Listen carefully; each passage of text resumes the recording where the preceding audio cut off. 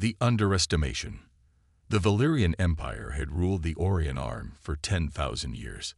Their sleek obsidian warships patrolled trade routes between hundreds of worlds, their technology so advanced that most species surrendered without firing a shot.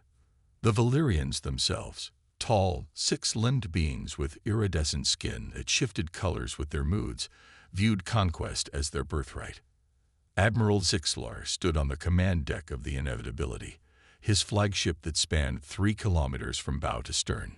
His skin rippled with patches of azure and gold, colors of contemplation and mild amusement. "Magnify Sector 7 Delta," he ordered, his 4 primary eyes fixed on the main view screen.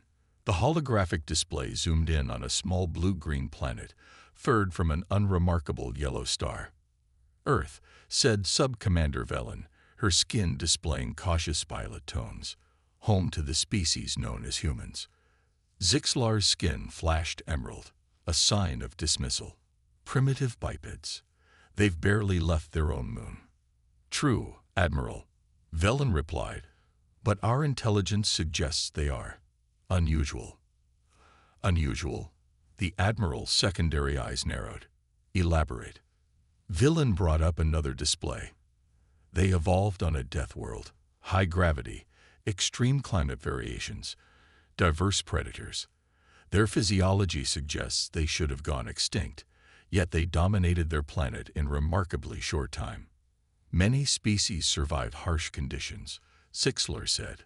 "What makes these humans noteworthy?" "Their conflict history," Velen said, bringing up historical records. "They spent most of their development fighting each other. Their weapons technology advances at nearly twice the galactic average rate. And yet, they've never unified. They exist in nation-states that compete and occasionally war with each other." The Admiral's skin rippled with dark green amusement. "Then they are no threat. A species divided cannot stand against the Empire." "That is the consensus of Imperial High Command," Velen agreed, though her skin betrayed faint patterns of uncertainty. "Prepare the standard first contact package," Zixlar ordered. "Class 4 intimidation protocol. Show of force, demand for resources, typical subjugation timeline. I want their leaders squabbling over who gets to surrender first." "As you command, Admiral." What neither Zixlar nor any other Valyrian knew was that humans had detected their surveillance probes decades ago. General Elena Castillo stood in the heart of Athene, the Advanced Threat Handling and Extraterrestrial Neutralization Authority, 300 meters beneath the Cheyenne Mountain Complex. Around her, dozens of the world's brightest military minds monitored holographic displays showing the positions of alien vessels at the edge of the solar system. "They're moving into position," announced Colonel Wei, the head of Sino-Strategic Analysis. "Deployment pattern consistent with previous subjugations of other worlds." Elena nodded grimly. "How long until they reach Earth?" "At current speeds, 72 hours. She turned to address the room. "Ladies and gentlemen, everything we've prepared for over the last 30 years is about to be put to the test. Operation Sleeping Giant is now active." The room erupted in focused activity. Officers transmitted coded messages to military installations hidden across the globe and beyond. In deep lunar craters, massive hangar doors slowly began to open. Beneath the oceans of Earth, advanced submarines powered up systems that had never been used outside of testing. For decades, Earth's governments had maintained the appearance of division and technological backwardness. Military budgets were publicly announced as measures against other nations, while secretly over 70% of those funds went to a unified defense program hidden from alien observation. Elena's secure comm unit chimed. The President was calling. "Madam President," she answered. "General Castillo," came the response. "The Security Council just concluded its emergency session. All member nations have authorized full deployment. The Valyrian Empire is about to learn why it's dangerous to underestimate humans." "Yes, ma'am," Elena replied. "We're initiating deployment protocols now." Admiral Zixlar watched with satisfaction as the Valyrian fleet entered Earth's solar system. 200 vessels, ranging from light cruisers to the massive dreadnought he commanded, moved in perfect formation. They would make a brief stop at the red planet, Mars, the humans called it, to establish a forward base before proceeding to Earth. "Prepare the intimidation display for when we reach the target world," he ordered. "I want our ships visible to their primitive detection systems. Let them see what they're facing." "Admiral," Velen interrupted, her skin showing alarmed crimson patterns. "We're detecting unusual energy signatures from Earth's moon." Zixlar's dismissal died on his lips as the sensor displays lit up with warnings. "What is this?" "Unknown structures activating on the far side of their lunar body," reported the sensor officer. "We're detecting power readings that... This can't be right." "Explain," Zixlar demanded. "The energy output exceeds anything we'd expect from a pre-FTL civilization," the officer said, skin pulsing with confusion. "It's approaching the output of our own Class II military installations." The admiral's skin darkened. "Impossible. Their space programs are primitive. We've been watching them." "Sir," Velen interrupted, "multiple launch signatures from the lunar surface." The main view screen showed dozens of objects rising from the moon's cratered surface, sleek vessels that bore no resemblance to the clumsy rockets humans had previously used to reach orbit. "Those can't be human ships," Zixlar said, but doubt crept into his voice. "They must have been invaded by another species."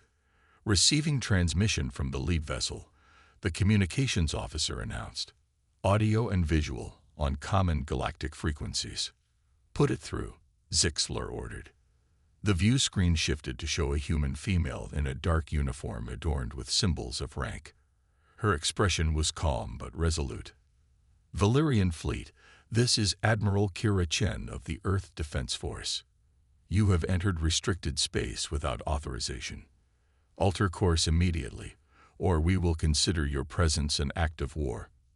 Zixlar's skin flashed with patterns of shock and disbelief before he quickly controlled himself. This had to be a bluff, some desperate ploy using stolen technology. "This is Admiral Zixlar of the Valerian Imperial Fleet," he responded. "Your primitive world is now under the protection of the Empire. Surrender your leadership and prepare for integration. This is not negotiable." The human admiral's expression didn't change. "You've made your choice, then. You were warned." The transmission cut off. "Sir," Velen said, her voice tight with alarm, "the human vessels are accelerating toward us at... That can't be right." "What speeds?" Zixlar demanded. "They're achieving near-relativistic velocity in micro-jumps. Their propulsion technology doesn't match anything in our records." Zixlar's skin turned ash-gray with shock. "Impossible. How could they have developed such technology without our knowledge?" Before Velen could respond, proximity alarms blared across the bridge. "Multiple small craft launching from Earth's oceans," the sensor officer shouted. "They're rising through the atmosphere, thousands of them." On the tactical display, a swarm of smaller vessels rose from Earth's surface, converging with the larger ships from the moon. They moved with precision that spoke of extensive training and coordination. "How?" Zixlar whispered, his confidence cracking for the first time in his long career. "How did they hide this from us?" Velen's skin had gone pale with fear. "Sir, I believe we've gravely underestimated the humans." "Battle stations," Zixlar roared, his skin flashing crimson with rage and emerging fear. "All ships, defensive formation. Prepare to engage." But even as the Valerian fleet scrambled to respond, the truth became increasingly clear. The humans had been preparing for this encounter for decades. They had observed the aliens' tactics against other worlds, studied their weaknesses, and built their defenses accordingly. The Valerians had expected to find a divided, technologically inferior species ripe for conquest. Instead, they faced a unified human military that had been hiding its true capabilities, waiting for this very moment to reveal its strength. As the two fleets closed to engagement range, Admiral Zixlar realized with growing dread that this would not be the simple subjugation he had anticipated. The humans were not primitive at all. They were dangerous predators who had laid a trap, and the Valyrian fleet had walked right into it. The revelation. The first shots of the battle came not from the Valyrian fleet, but from a series of orbital platforms that had remained undetected until they activated, hidden by advanced stealth technology. Powerful energy beams lanced out, striking 3 Valyrian light cruisers with pinpoint accuracy. The vessel's shields flared brilliant blue before collapsing, leaving the ships vulnerable to follow-up strikes that tore through their hulls. On the bridge of the inevitability, alarms blared as damage reports flooded in from across the fleet. 3 cruisers lost, 2 dreadnoughts reporting critical shield failures. Velen reported, her skin pulsing with anxiety. These human weapons, they're targeting shield harmonic frequencies that should be unknown to them. Admiral Zixlar's earlier arrogance had vanished, replaced by grim determination. All ships returned fire, full spread on their lunar bases and those orbital platforms. The Valyrian fleet responded, unleashing a devastating barrage that would have annihilated most planetary defenses. But as the energy weapons and kinetic projectiles approached their targets, they encountered invisible barriers that absorbed or deflected much of their force. Gravitational distortion fields, muttered the science officer in disbelief. They're using localized space-time manipulation as defensive screens. That's Class 1 technology at minimum. Admiral Zixlar's skin had gone almost white, the Valyrian equivalent of pallor. How? We've subjugated 100 worlds, and none possessed such defenses. Sir, Velen said quietly, I believe these humans have been studying us far longer than we realized. The evidence suggests they detected our observation probes decades ago, and have been preparing specifically to counter our tactics. Before Zixlar could respond, the tactical officer shouted, Incoming. Massive missile launch from Earth's surface. Thousands of missiles rose from hidden silos scattered across Earth's continents. Unlike conventional weapons, these followed unpredictable trajectories, using sophisticated countermeasures to evade Valyrian point defense systems. Brace for impact, Zixlar ordered.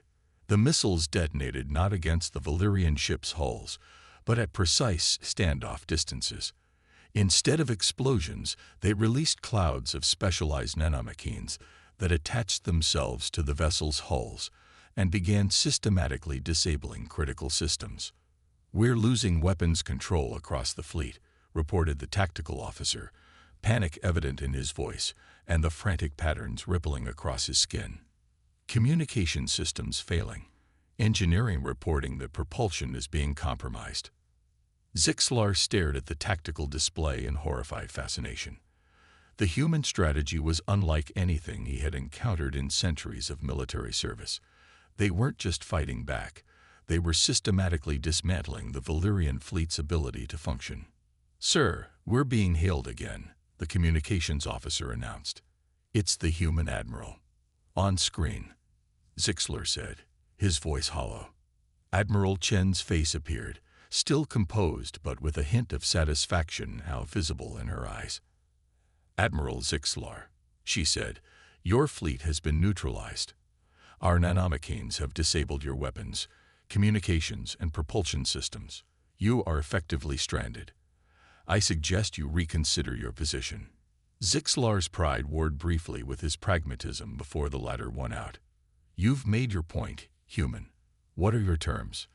Unconditional withdrawal from the Sol system, a formal recognition of Earth's sovereignty and a non-aggression pact. And, she paused, her expression hardening, access to your databases regarding other species the Valyrian Empire has subjugated. Zixlar's secondary eyes widened. You wish to free our subject worlds. We wish to give them the choice, Chen replied, something your empire never offered. For a long moment, the Valyrian admiral was silent, his skin cycling through colors of rage, disbelief, and finally, resignation. Your terms are accepted, he said at last. We will withdraw once our ships are operational again. Chen nodded. The nanomachines will deactivate once your fleet reaches the outer system boundary. A delegation will join your flagship to finalize the terms." The transmission ended, leaving the bridge of the inevitability in shocked silence. "How did we not see this coming?" Villain finally asked, voicing the question on everyone's mind. Zixlar turned to her, his skin now the deep blue of profound realization. "Because we saw what we expected to see. We watched their primitive rockets and their political squabbles and assumed we understood them. We never considered that it might all be a facade. A deliberate deception," Velen agreed. "Their apparent disunity was strategic." "More than that," Zixlar said. "Think about their history. A species that evolved fighting itself would naturally understand deception, misdirection, and ambush tactics better than any other. We walked into a trap millennia in the making." 2 weeks later, in the newly established diplomatic chamber aboard the Inevitability, Admiral Zixlar sat across from a small human delegation led by General Elena Castillo. "Your deception was impressive," Zixlar admitted, his skin showing reluctant admiration. "How long have you known about us?" Elena smiled slightly. "We detected your first observation probe in 1972. By the time your second wave arrived in the 1990s, we had already begun our preparations. But the political divisions, the primitive space technology, all carefully maintained appearances," Elena explained. "The public space programs were real but limited. They served their scientific purposes while providing cover for our real advancements. As for our political divisions," she shrugged, "those are also real. Humans will always have disagreements, but we learned to cooperate on what matters most. And you built an entire defense system in secret." Elena nodded. "Operation Sleeping Giant, named after a quote from Admiral Yamamoto during your Earth's Second World War. I fear all we have done is to awaken a sleeping giant and fill him with a terrible resolve." Zixlar's skin rippled with curiosity. An apt reference. "But now that the giant is awake, what does humanity intend? Conquest? Revenge against those who sought to subjugate you?" "Neither," Elena replied firmly. "Earth has no interest in empire building. But we will defend ourselves, and we will help others do the same." "A noble sentiment," Zixlar said, though his skin betrayed skepticism. "The galaxy is not so idealistic a place."